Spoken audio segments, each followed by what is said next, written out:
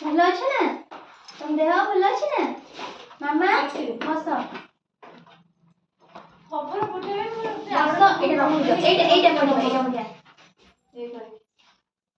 ଆମ ପରିବାର ବିଷୟରେ ଜାଣିବା। ବସ। କାଇଁ ଆସିନାହାନ୍ତି କହିଲ? ଆମ ଘରେ କିଏ କିଏ ରୁହନ୍ତି? ସୋମବାର ତ ସୋମବାର ଆଜି ଅଛି କି ଅଣ୍ଡା ଭାତ ନୁହଁ ଆଉ କମଳକାନ୍ତ ତ ଆସୁନି।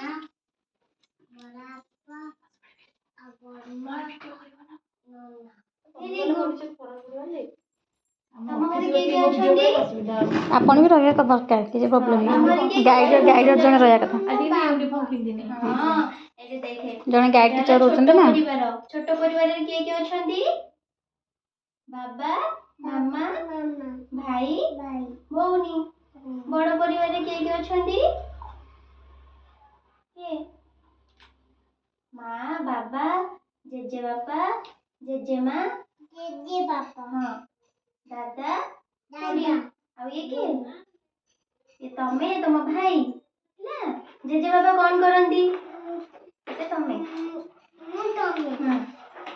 ତମେ ଦେଖିଲ ଜେଜେବାପା କଣ କରନ୍ତି?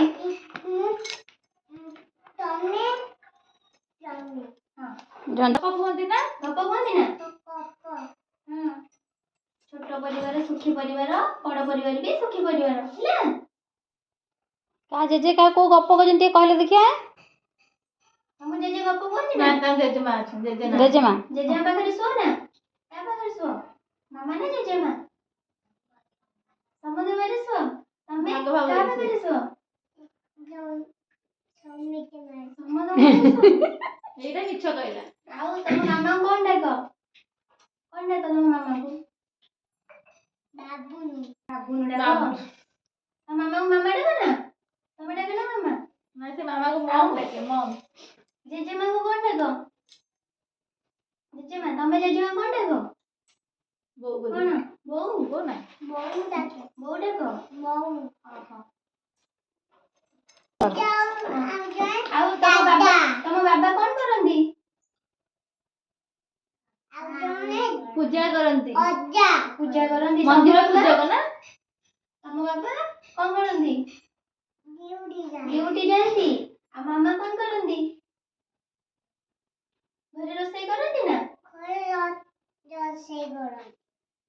ଆଉ ତମ ସାନ ବାବା ବାବାଙ୍କ କଣ ଡ୍ୟୁଟି କରନ୍ତି? ବାକି ସବୁ କାମ ମାମା କରନ୍ତି। ଭୂତ ଏଇଟା ବାବା। ହଁ। ଦିବ୍ୟାଂଶୀ ଚକା ମାଡ଼ିକି ବସି ପଇଲା। ଚକା ମାଡ଼ିକି। ଚକା ମାଡି ବସ। ଏଇଟା ମୁଁ ନୁହଁ। ଏଇଟା ଦିଦି, ଏଇଟା ଭାଇ। ଏବେ ଜାଣିଲେ ଆମ ପରିବାରରେ କିଏ କିଏ ରୁହନ୍ତି? କିଏ କଣ କାମ କରନ୍ତି? ହଉ ଭେରି ଗୁଡ୍। ତାଳି ମାରିଦିଅ।